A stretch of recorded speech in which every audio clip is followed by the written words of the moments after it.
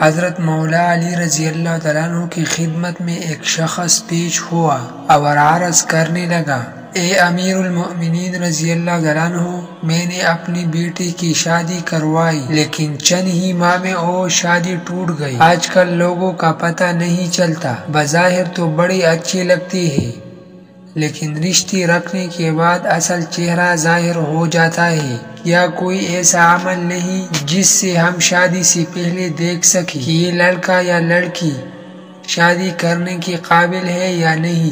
اس پر حضرت امام علی رضی اللہ تعالیٰ عنہ نے فرمایا، اگر تم اپنی بیٹی کے لیے رشتہ دیکھ رہے ہو تو تم لڑکی میں ہی دیکھو۔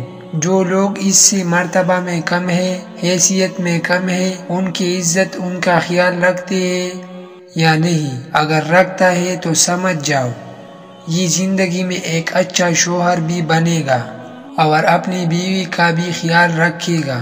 لیکن اگر جو رتبے میں اس سے بڑے ہیں ان کی تو عزت کر رہا ہے لیکن جو مرتبے میں کم ہے ان کا احساس نہیں کرتا، تو سمجھ جانا کہ یہ انسان تمہاری بیٹی کے لیے صحیح نہیں۔ پھر وہ آدمی اور پوچھنے لگا، اے امیر المؤمنین رضی اللہ تعالیٰ عنہ، اگر ہم اپنے بیٹے کا رشتہ دیکھیں تو کیسے پتہ چلے کہ لڑکی ہماری بیٹی کے لیے صحیح ہے یا نہیں؟ اس پر حضرت علی رضی اللہ تعالیٰ عنہ نے فرمایا، جب اپنی بیٹی کے لیے رشتہ دیکھنے جاؤ تو لڑکی سے چند سوال پوچھو اور تھوڑی دیر گفتگو کرو۔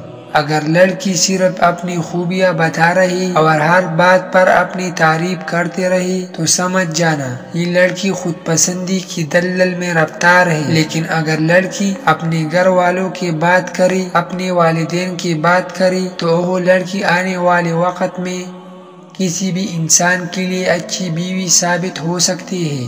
اور اگر کوئی انسان ان دونوں اعمال کے بعد بھی گھبرانے لگے اور فیصلہ نہ کر سکے تو وہ گھر آ کے 27 مرتبہ سورہ کوثر پڑھے اور سو جائے۔ اگر خواب میں خوشحالی یا وہ لڑکا اچھے لباس میں نظر آئے یا وہ لڑکی اچھے لباس میں نظر آئے تو وہ انسان سمجھ جائے کہ یہ رشتہ مبارک ثابت ہوگا۔ لیکن اگر خواب میں آگ یا شیطانی مناظر یا خون یا اس لڑکی یا لڑکی کا خراب روپ دیکھے تو پھر وہ رشتہ بہتر ثابت نہ ہوگا۔ جس عورت سے نکاح کا واقع ارادہ ہو، نکاح سے پہلے لڑکی کے لیے اس کو کسی بہانے سے ایک نظر دیکھنے کی گنجائش ہے تاکہ نکاح کے بعد کسی ناگواری کا اندیشہ نہ رہے۔ حدیث شریف سے اس کی اجازت صراحتاً ثابت ہے اور حدیث سے صرف ایک نظر دیکھ لینے کی اجازت ثابت ہے۔